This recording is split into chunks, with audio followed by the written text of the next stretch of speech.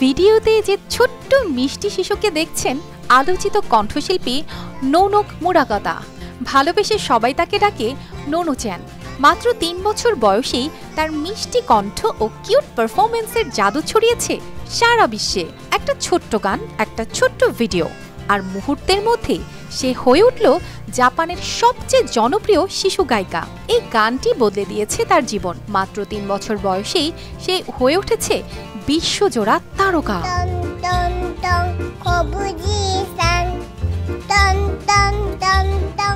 ছোট্ট নোনক ২০১৮ সালে জাপানের ফুকুওকা প্রিফেকচারের কুরুমে শহরে জন্ম নেয়। তখন কে জানতো যে বিশ্বাসগুলোকে আমরা মিউচুয়াল ট্রাস্ট ব্যাংক পিএলসি বিশ্বাস করি প্রবলভাবে, একে অপরের বিশ্বাস হয়ে। Mutual trust bank, you can bank on us. তার মিষ্টি কণ্ঠ ছড়িয়ে পড়বে সারা দুনিয়ায়।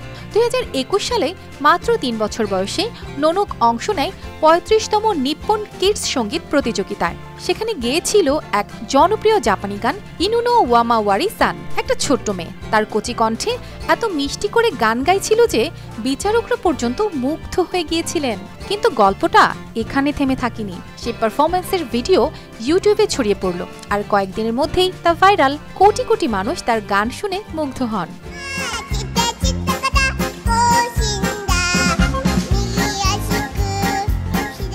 ভাইরাল হওয়ার পর নোনক মাত্র ৩ বছর বয়সেই নিজের প্রথম অ্যালবাম কাওয়াইওতা প্রকাশ করে। ২০২১ সালে এই অ্যালবাম ওরিকন অ্যালবাম চার্টের শীর্ষে উঠে যায়।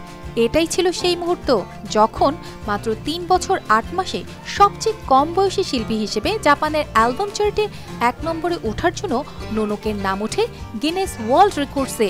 তারপর ২০২২ সালে প্রকাশিত হয় তার দ্বিতীয় অ্যালবাম নোনোকা 2। এই অ্যালবামও ব্যাপক জনপ্রিয়তা পায়। শুধু জাপান নয়, চীনেও ঝড় তুলেছে এই শিশু নোনকের গান। চীনের কিউ মিউজিক চার্টেও পান তুমুল জনপ্রিয়তা। তার মিষ্টি কণ্ঠ শুনে চীনের মানুষও তার প্রেমে পড়ে।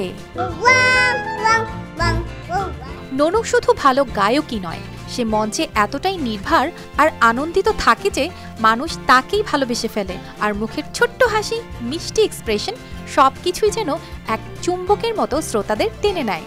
আজও নোনক মুরাকাতা শিশু সঙ্গীত শিল্পী হিসেবে সারা বিশ্বে পরিচিত। তার বয়স বাড়লেও তার কণ্ঠের মিশ্রতা আর মায়াবী উপস্থিতি মানুষ ভুলতে পারবে না।